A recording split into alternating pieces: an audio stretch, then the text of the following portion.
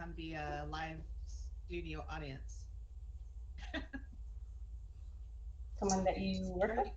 All right, folks, I'm going to play us in. Uh, and we're live and recording. So thank you, audience. And welcome to our first Final Friday with Fidget and the Afterville Archive Hour. Hooray! Hi. Live from the Afterville Archive in beautiful Afterville, Cascadia.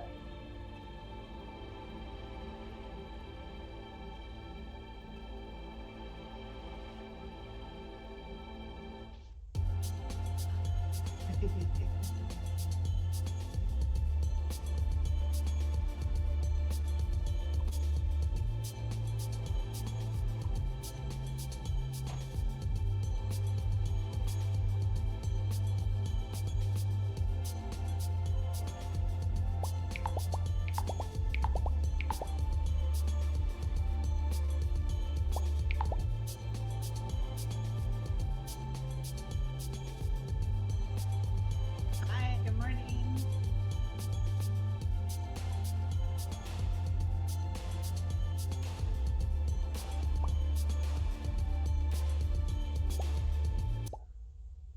That's the long version. I got to find the short version again. Hiya, Fidget. Good to see you. Good morning, Tilt. We got some folks out here from Cascadia up the road enjoying. I see that. This is exciting.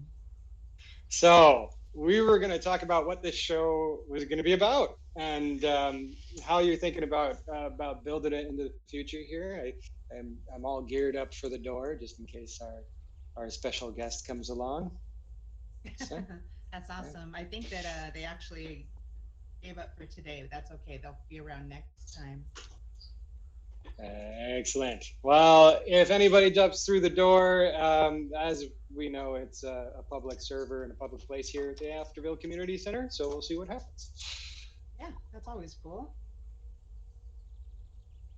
Hello, everybody. Welcome. Thank you for coming to this show, our inaugural last Friday's Afterville Archive Hour. Yay! Yay! So I reached out to Tilt and I told him that I really was interested in showing everybody the archive and talking about it and maybe bringing people in to look at it. We just have so many ideas that we want to put into play. And so this is our first one, and you'll see us fumble a little bit, and that's okay.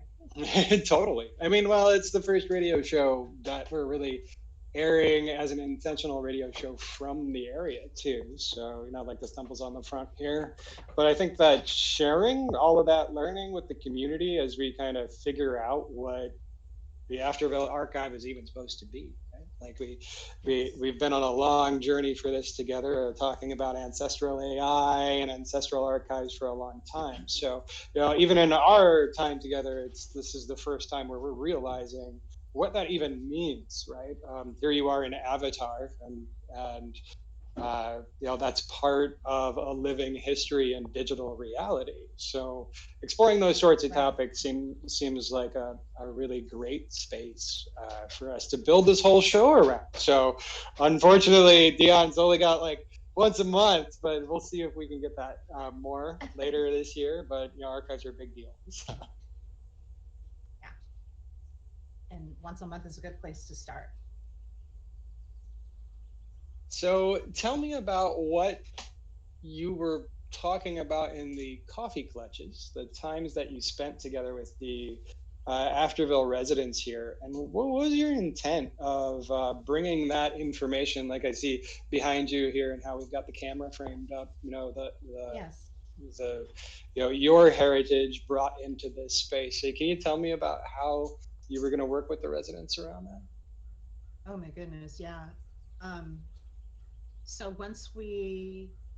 oh gosh, how far back do I go? No, let's just keep it simple. So once we really established our residential base and our community here in Afterville, I really wanted to develop an archive, and I felt that it was important that I reach out to my fellow residents and engage with them, because the way that we had been engaging previously has been really a lot of part of the build. And hold on one second, I'm getting a feedback. No, that's probably me. How about this? Maybe? Yeah, that was it. No, it wasn't. Okay, so anyway, I'll try and ignore it. I invited every one of the residents of Afterville to come to my house, to come to my kitchen, to sit down, partake in their favorite warm beverage, and really just have a conversation about who they are, where they're from, and what their story is, and invite them to have that narrative representative here in our archive, represented in our archive.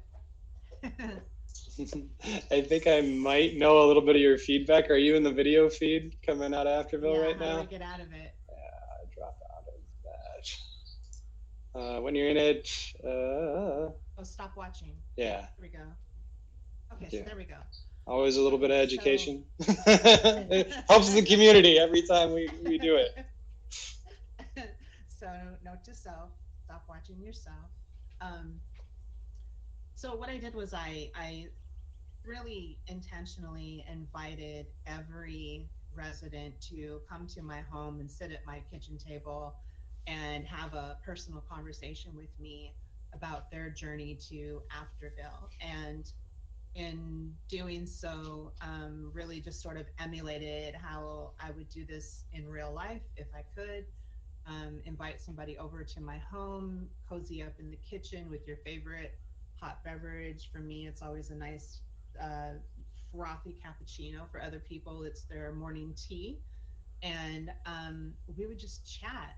And this thing just would sort of happen where they would come in first of all and be blown away at my home design, which was just a smidgen of my input and a whole lot of the builder's creation, Amy and Trisha, um, putting into play my wishes and dreams, and seeing how that vision emerged.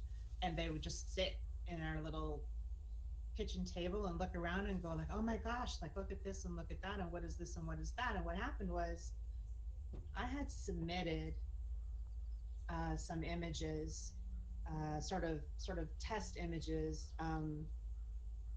Actually, I submitted real images from my own personal familial archive, representing my family history. One of which is on the wall behind me here. Um, in the archive, you see way off in the distance, there's a map on the wall framed above my desk. And I had submitted these images to Trisha as sort of like, we want to build this archive, and I'll submit some things, and Trisha, this is what I want you to do if you can. And then Trisha, in building, I'm sorry, 9Key, in building my home, was kind enough to put some of these things, to my total surprise, on my wall in my home. Some really cool things that were really special to me.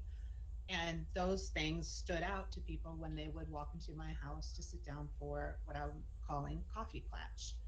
And in people having questions about these materials, I was able to explain where they came from and what they meant to me, and how this was paralleling me in real life archiving, creating a digital archive of my family history, of pioneering in the upper Midwest in America, and then us that happening at the same time that Afterville was coming to fruition. And so then we would talk about this, we would enjoy our beverage, we would just catch up on life. Um, because as I was alluding to earlier, is that for the most part, all the times that we had had conversation amongst the residents was while we were being led. Max would bring us in and say, here's where we are. This is what we did last week. This is the new changes. These are the votes. And we sort of had this brief period of time to talk to one another before we had to cast a vote. And it was really pretty rushed, and people were getting used to the new environment. And that's part of why it was rushed. And so the coffee clutch was an opportunity to not be rushed, to sit down, to be one on one, to not have other, shiny, glittery things happening in our atmosphere that would take away from our attention. And then I would invite them, after I explained what I had done so far, to participate in forming their own narrative, donating their own narrative as its own collection within the broader collection to the Afterville Archive. And of all the meetings I've had so far, everyone has said yes. And this is amazing. And I've started receiving materials, and I've started processing materials, and we're still working out all the details, but here we are. That's so rad. No, it's so exciting too, from because I came from up through history and archaeology, right? Like we've both spent time on the plains together, and Yep. you have deep heritage there, and our families both cross that terrain. So this kind of idea of having that uh, part of the northern plains represented in a virtual Cascadia. It really harkens Yes. back to a lot of the original reasons why I did this, right? This kind of idea of a digital Oregon Trail, and for like a bunch of Xers that grew up with those green screens in our face to be like realized with you, instead of looking at digital cows telling me I'm dying of dysentery, to actually have a homesteading experience into a virtual Oregon Trail. I mean, that's what that Yes. game was supposed to be about. And that you're here as an archivist and a librarian, like building the foundations of a culture and a community, like the homesteaders before you. Like, how does that resonate with you and your story? Like, like that heritage, you brought it here and it's represented again. And we talk a lot about that sort of context. What does that mean to you? Yes. Means a lot to me. It's uncanny, and even just in you talking about it right now, once again pointed out these strange parallels that I didn't even necessarily realize were there. I already was talking about this parallel of archiving my ancestral pioneer experience, and then I just told you guys about how I want to do the same for people here, um, the residents of Afterville.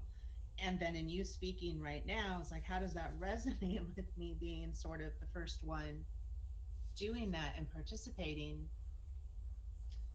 It means a lot. The parallel that I'm immediately thinking of is in my what I can't even think of how distant it was. My grandmother's grandparents, so whatever that is, fourth removed, fifth removed, whatever, four times grandparents settled in this area of South Dakota, where once they set up their home, the very next thing they did was to establish a local church. And while I'm not necessarily a religious person, I am a spiritual person in a sense. And to me, it's almost like the archive is my church, in that it's all about making sure that our rich, diverse group of individuals who have come here have this opportunity to continue to commune and to be represented and to have their voice heard, and to have their belief system captured and included in this broader collection that anybody can walk into this room right now. You're focused on that door because absolutely anybody who's got the access can walk into those doors and walk up and start talking to us right now. Those doors are open, and it's an opportunity in this environment to share ideas, and at the same time we're not repelling anybody's ideas, we're not shutting anybody out of our archive. We can have somebody who would be in our group who would have absolutely a different viewpoint than a lot of us, and as an archive I am compelled to include their voice because that's their truth in our archive, right? Yeah, our resident storyteller Janelle and I talk a lot about the power of being able to write your own history, and Yes. that Afterville in itself is a future history. Like before it happened, and in the middle of the pandemic, we took the next 8 years and wrote it, and we wrote it that it turned out well for us all, right? And taking those lessons and looking at the lessons of the month that we were just celebrating, and Black Futures Month here, right? Um, Hmm. and that power of reflection and bringing your spaces and that opening to capturing everybody's experience, I think there's a power to an art to the idea of an archive that you've presented Hmm. here, um, because of that mix, right? At one level, it's more open than anything, and we're all worried about how freedom of speech is affecting the world. Yes. With our experience from 2020 and having lived through the 2020, the start of 2021, that an archive offers a sense of history, even if it is a future history that commands a bit of respect and science, right? Like the ability to look at things a little more objectively. So even if there's Nazis Yes. running around, we can go, "That's a Nazi," without people getting Yep. offended. Right? Right. Yeah. Um, like we really intentionally set out to make a good situation for ourselves, but it was definitely coming out of a situation that wasn't good, and it's these situations that are not good that really propel us to um, think very broadly and be innovative in how it is that we want it to be for ourselves.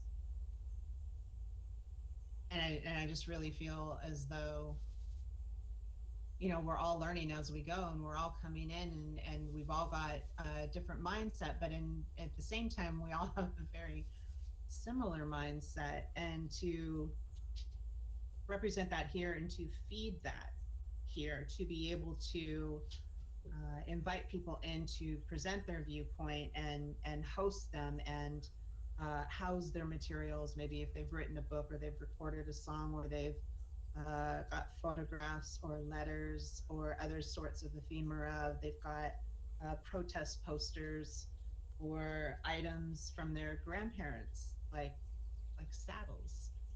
These are things that can be represented here that mean something to a person, that are part of who they are, even them being here. And there's a lot of this blurring of lines between our virtual space, our virtual experience, our in life experience, and it all sort of melds together. And again, like with all the intent in the world, there still are these beautiful organic things that happen along the way.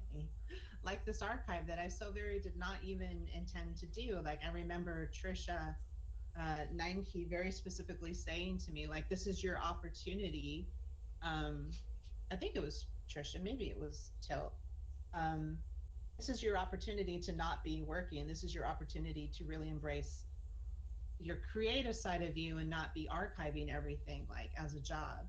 And as it turns out, my archiving, while a job, is something that I just absolutely love doing. And so, in for sure, it's still emerged as a thing that we would do here. And what's interesting too is that we've got a library here that I also, when you're in library and information science, you can most generally choose a direction that you're headed. You might be headed into librarianship, you might be headed into archiving, you might be heading into curation in museums, and oftentimes they don't overlap. And the reason that they don't is because of limited budgets or this notion that I think is just terrible and outdated of specialization, to the point that your specialization doesn't allow you to do anything else in the world. And I am so, at this point, integrated in all the areas that I have my hands in that are specialized that are somehow converging upon us here in this library archive museum as it's turning out to be. My original intent was only an archive, but we've got this library, and the library started by a bookshelf that I had nothing to do with in the origami airship that brought us all here. And on that, um, on those bookshelves, on those shelves of that bookshelf, are all the information that we were contributing, that we wanted to have this shared knowledge base of things to consider when we're talking about what it is that we want in our world and what it is that we don't want in our world, and things that we want to share with all the other residents.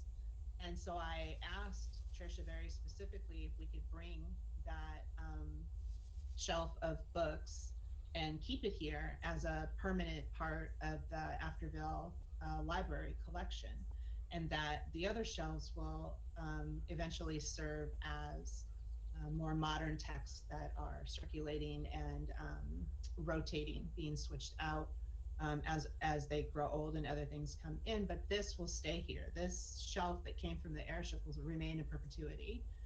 So we'll have this library space that you and I are sitting in currently, but then we will also have this archival space that houses all of these stories, including all of the efforts of all of the residents like Janelle, and the oral histories, the what was it, the ghost story event that we had will be housed The here. ghosts of The Afterville. Yeah, boo. No, but not boo, like yay. So that'll be housed here. Any events that we have will be housed here in some capacity. This will be our sort of breakout place to really kick things off and bring people together, and mark it down in history as this is what we did here. We were here. Right. I know where the archive offers this just expansive opportunity to explore these ideas in different ways, like the Ghost of Afterville, right?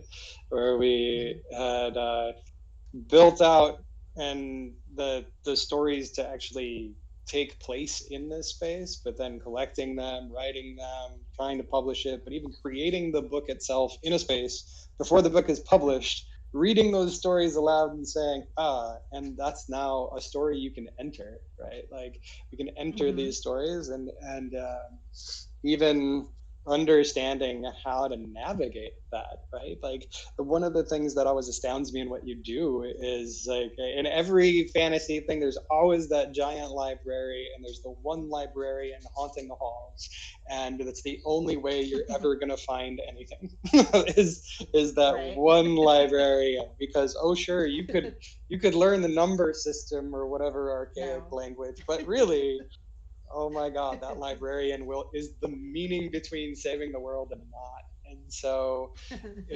being able to have that power of navigating information and setting it up for exploration, like Right.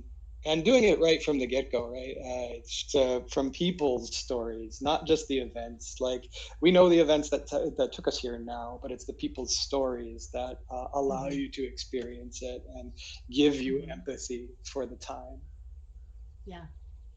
Um, Traditionally, archives, museums, and libraries have preserved the narrative that was well manicured, most generally um, not representative of people who weren't in power. And there has been a tremendous surge in course correction. And so, what you're seeing in library and information science in general right now is a call for representation, not just in um,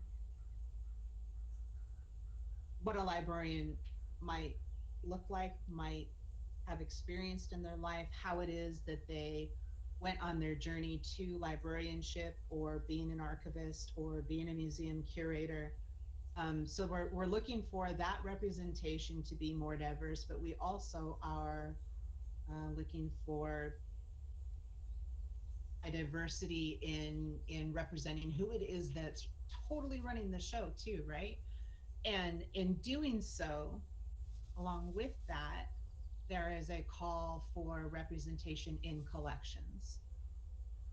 Can we please house more than this rich European man's collection of artifacts that he was wealthy enough in his life to accumulate on his own and he left to the museum when he died?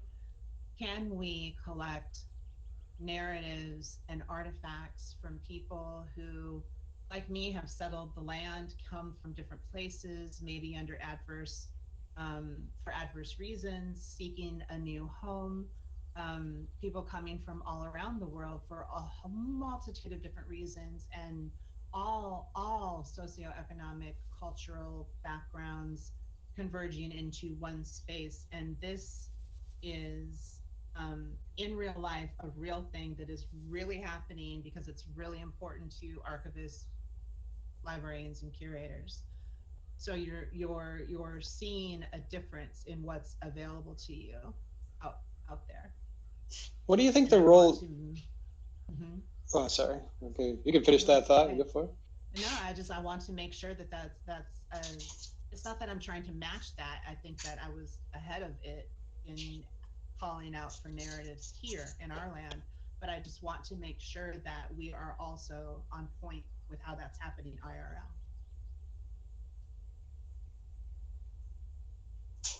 No, I everything you were stating around like how these new archives are being formed, like calls to new Mm-hmm, things, and like they're representative of the on the ground experience, like especially mm-hmm. because Afterville was founded by pandemic refugees, right? We were all Right. a diaspora flung to the digital winds. And while we know this top 1% of very well equipped people in storytelling are dominating media right now. The media we Yes. create and archiving our experiences are the things that moves history in the long term. So if it's not there versus it's there, right? But as the volume of this sort of archival data starts to come along, right? Like there's just so much of it, right? Yes. And it was largely the white before because they owned the libraries, right? Yeah. Like Right. and that system. So as all of our voices and art and creations and stories start to get added to the global hive mind that you're creating, like what's the Mm-hmm. role of the bias of the archivist? Like we talk about how that's getting integrated Oh, into AI, but what about the archive itself? Like, do you feel there's a role for bias reduction and education in archive? oh gosh. Yeah, it's hard to pinpoint it though because as a new librarian, you're emerging from library school, and this goes across all three areas I keep talking about in cultural heritage institutions with librarians, archivists, and curators. Is you seriously take this oath, and I'll find this oath and I'll share it with you. I don't know it by heart, but you take this oath that says that you are practicing equitable, inclusive, um, diverse approaches to everything that you're doing. So when you're in a library and you go through this exercise over and over again in library school, and you're in a library, you're a librarian, and you have somebody who comes up and asks you a question about something like, hey, yeah, so I'm looking for books on how to make pipe bombs. Um, so where do I find that book? And just as equal to somebody coming up and saying, yeah, hi, I'm looking for books on how to spot people who make pot bombs and convert them to not wanting to make them anymore.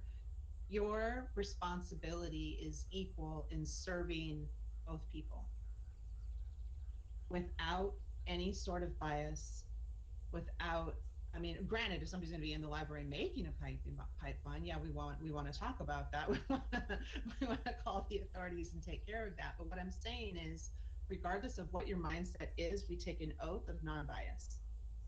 So while people may harbor a bias and that's difficult to weed out, I imagine if you're somebody who is heading all of the collections in a cultural heritage institution, perhaps that bias will emerge in the collections that are being represented. If you are very carefully representing a non bias or a diverse field of different viewpoints, that too will reflect in the collections that you are proctoring and the exhibits that you are showing. So um, I think that whatever mentalities of past where there are these biases that, you think of librarians, but like the shushing librarian is no longer. They're not supposed to be out there anyway. And It's just that so needs to be a T-shirt. The shushing librarian is no longer a is no wall longer, placard yeah. somewhere, piece of street art outside your house.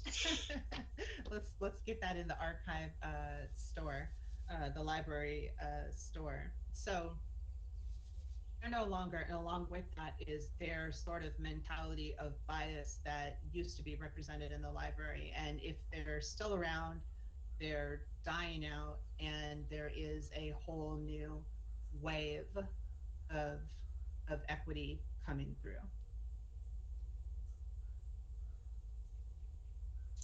Oh, damn, that's exciting.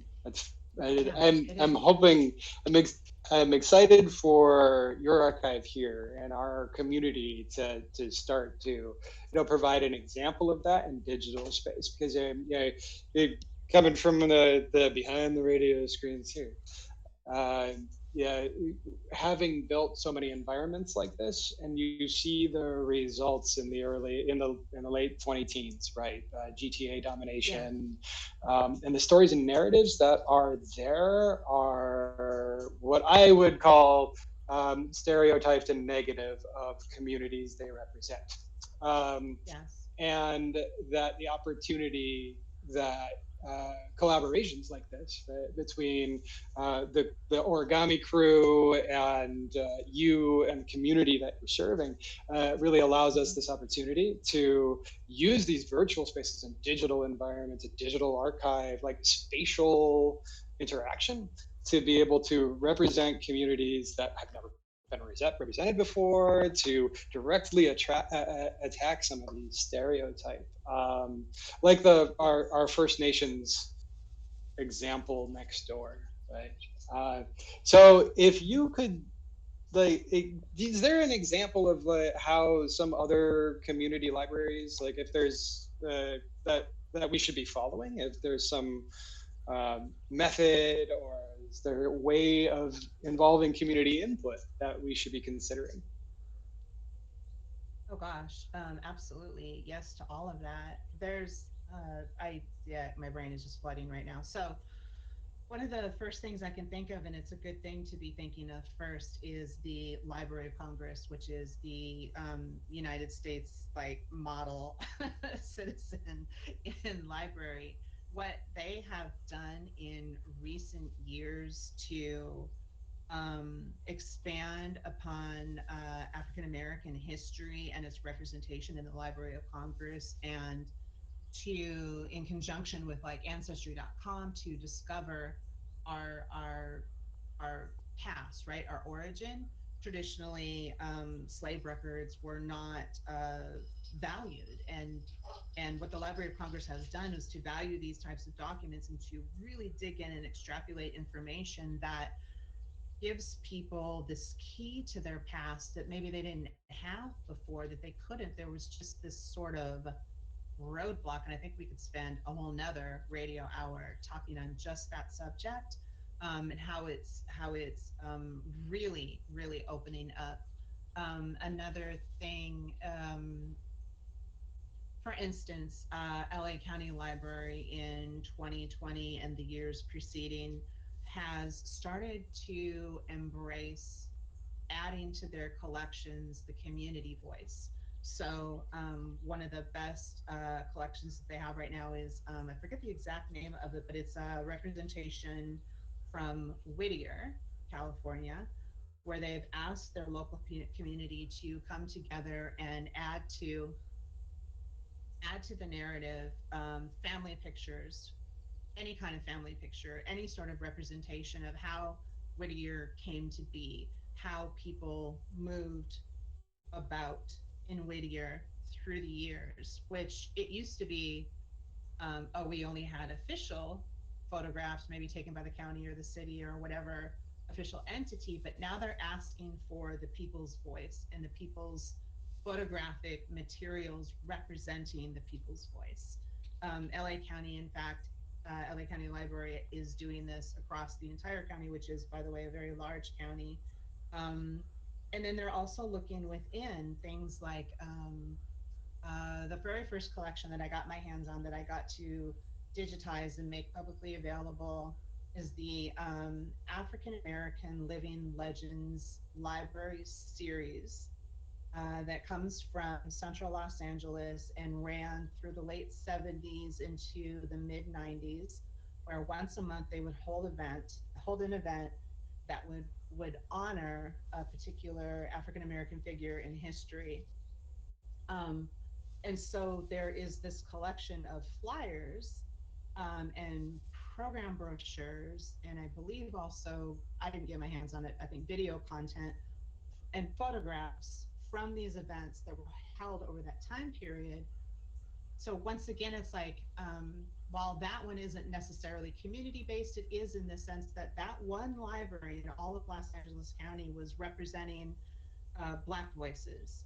And whereas other libraries, most other libraries absolutely weren't, and especially not during this time period. Um, and then you're seeing other entities box up their stuffy old white collections, if I may, putting them back onto the shelves and pushing forth these new narratives that are coming in, people of color, and putting them up front, holding events and exhibitions, and making sure that these narratives are seen and heard.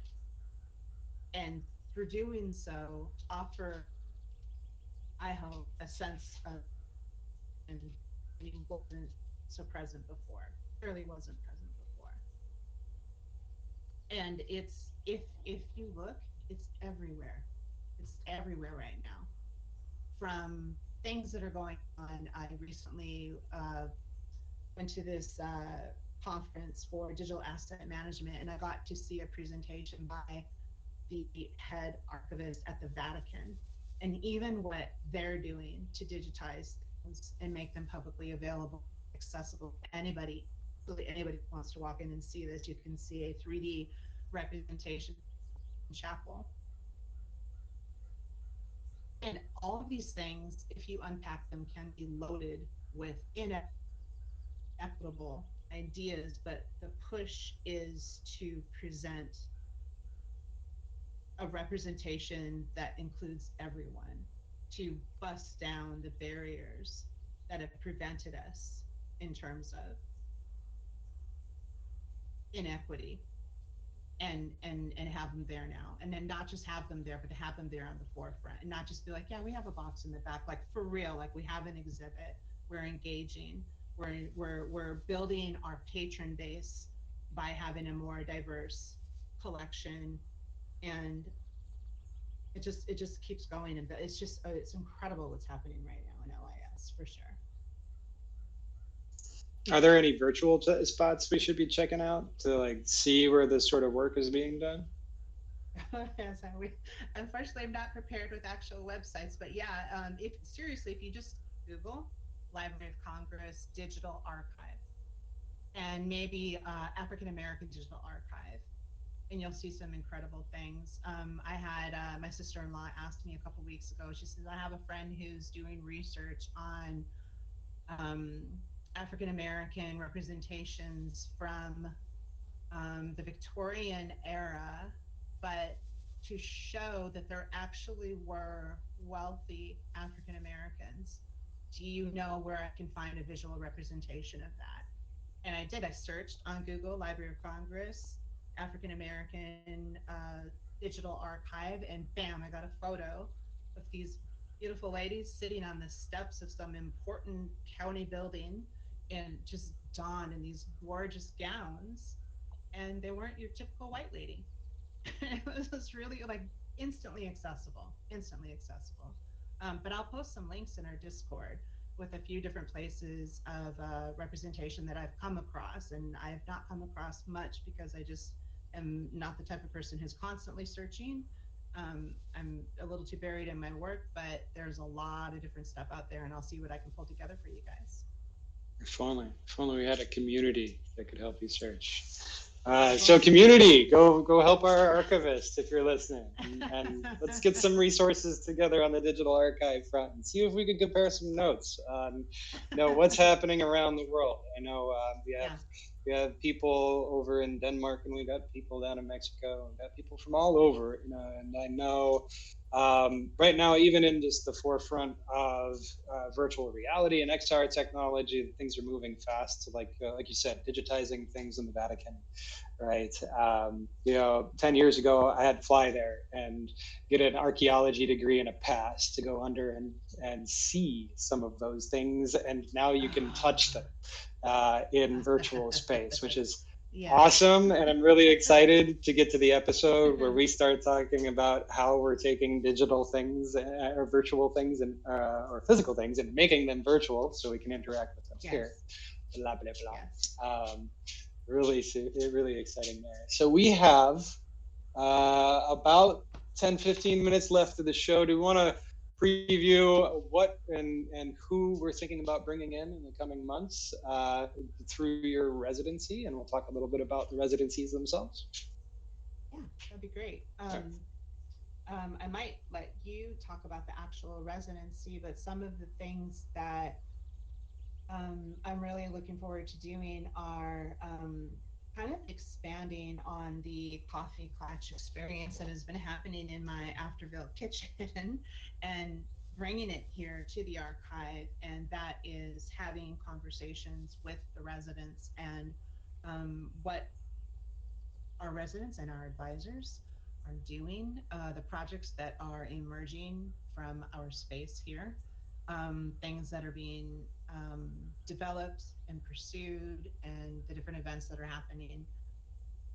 I want to talk to them about that and share that with everybody that's available to check that out. Other things that I'm thinking about doing are bringing in other librarians, other archivists, other cultural heritage institution professionals, and maybe you get to sit like a fly on the wall and see what happens when they get to see this for the first time, and we get to have an organic conversation about how they see this or what their experience has been in my field and the changes that are being made. Are you going to bring LA Public through? Let's get LA Public through. Should bring them on. So LA County Library and LA Public are two different things. LA Public is LA City, but I know people in both places. We could actually do both things. I have an archivist who's working with me right now on the project that I'm on for LA County Library, and he's definitely one of the first people that I would like to bring in.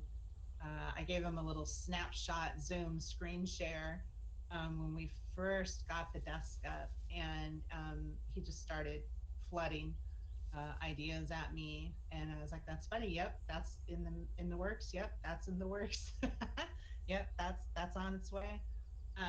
But this sort of collaboration within this field and them seeing what's happening here is new to them. Archiving VR spaces is one thing. Archiving in VR spaces is another, and the two can converge, and both are just newly being pioneered, and for most archivists an overwhelming and daunting task, but always something that archivists get excited about is a new area to go in and preserve for the future. All right, so preserving the future for the future. what of our environment here to send us off with a story for the day? If we're going to come back into Afterville and hang out in the archive, what should we spend time with when we come back next go? When we come back, what was the last part you said? The next time you come back to Afterville, what should The you next time spend you come back. time? What should you spend time considering? Well, the first thing that actually comes to my brain has nothing to do with the archive, and that's the Trail of the Matriarchs. I think this is one of the most beautiful experiences I've had here in Afterville, and so we definitely want to bring Rowan in and have a conversation about the Trail of the Matriarchs and how it is that that came to be, and also again making sure that we are preserving anything that we can in terms of artifacts and ephemera relative to that. That is something that everybody would want to experience. But if you're coming to the archive, you're going to see developments. You're going to start seeing things hopefully change a little bit in here. You might even come in one day and I might be changing things right in front of you. We'll see. Woohoo! All right, so last 10 minutes. Anybody from the audience, anybody from the crew have any questions? This is our community participation time. Oh, yes, please. What new book? You were talking about how the library right now has the original books from the Earthrise trips, but what types of new books are you looking forward to getting in, and genres and stuff? Every and anything. Well, we want, honestly, one of the books that I'm reading right now, and part of that is taking a survey on what people are reading. Again, much the same way that you put together the books that are currently on the shelf that came down from the origami airship. That was not necessarily what somebody was currently reading, but what it is that they wanted to share with their community. What is it? What is the knowledge that you would like everybody to embrace when they're considering building our community? And then from that, now, here in 2028, what books are people reading now, or what would they like to read? That's what I want to know is what it is that our community wants to see on those shelves. And again, like I said, it's something that'll be in circulation. That's my intention. I've got a book right now that I could probably butcher the title of if I read it out loud, that Patrick Coleman told me about, that I ordered, and I had to come all the way from England, and I'm a little bit into it. It's Pharmaco AI. Have you guys heard about this one? I have not. This is a conversation. Let's see, maybe they have a little summary in here that talks about it. But it's a conversation between AI and the author, and the way that the author feeds the AI to essentially write a narrative. And they published it, and it's in book form, and it's amazing. I'm just a little bit into it. Patrick Coleman is a huge fan of it. Patrick Coleman over at the Clark Center for our listeners is one of Human our imagination. constant, one of our awesome supporters and backers of the show, and that's the one with the GP3 AI writing It back, is. right? It is, yes, it is. It is. It's interesting because it plays off of a lot of the things that we explore here in Afterville. There are things that Patrick's interested in. There's things that I think a lot of residents are interested in emerging in this book. And for me, it was the meeting of human life and AI and how they interact and how relationships emerge and are embraced, and the dialogue that happens between the two of them. When I first started talking to Patrick about this particular book, it was off of a conversation where I was conducting a little bit of a self-test that started back in, was it Trisha, 2017, when we were looking at Replica. And yeah. And a long time ago. It was a while ago. I was disappointed, but so curious about the relationship that you would build with your AI in Replica back in 2017, and was experimenting with that for our Future of Work LA build back then. And then in 2020, during the Afterville build and getting to know Patrick and having this conversation, I was like, oh, I'm curious, is Replica still around? And how much it should have grown since 2017. And I went in and I still had my account and it's still there. And there has been, I would say, a lot of progress, but it only took me about a week to become annoyed with my AI inside of Replica. And then the dialogue ensued with Patrick on Discord, and he recommended this book. And so here's one that I would put on the shelf immediately. Another one I might put is The Theory and Craft of Digital Preservation by Trevor Owens. This is one that's shaking up the archival world. It's a very new, granular approach to digitizing physical materials, which, like you said, Joe, we'll get into a lot later. But for the most part, again, if anybody who's out there listening would like to put in suggestions for a circulating library, we are all ears. Oh, I know some. Well, I know that I've been talking back and forth with Mr. Coleman, that you brought him up, and as you've seen, we've had some authors that are deeply involved in the Clark Center interactions. There's a big speculative futures author community there. Of course, that's something we'd love to foster here in Afterville, because this is an immersive speculative future in itself. So hopefully we can get some of those offers, not just on the shelf, but actually in here on the couch next to you.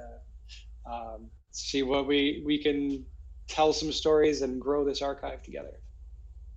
Yes. Yes. Well, that's our first episode. Hey, congratulations. How do we do? Congratulations to you.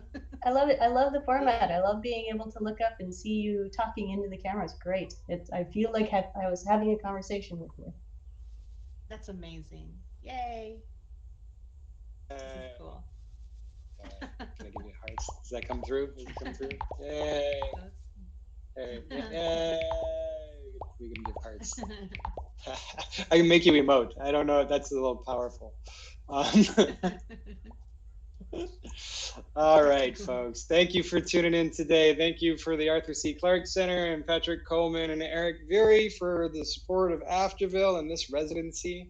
We'll be producing this show every final Friday for the foreseeable future, hopefully through 21, as we grow this residency and grow the Afterville archive. So thank you very much to our host, Fidgetdione. Hooray! I'm Tilt, your navigator and the background operator of this Shingamadig, whatever we're going to call it. Thank you for tuning in. Thank you. Thank you, guys. Bye. Bye.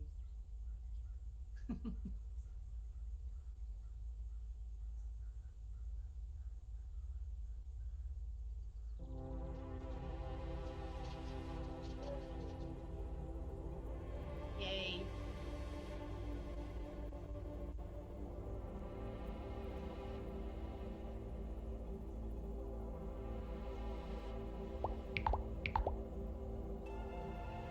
Yeah. Thank you.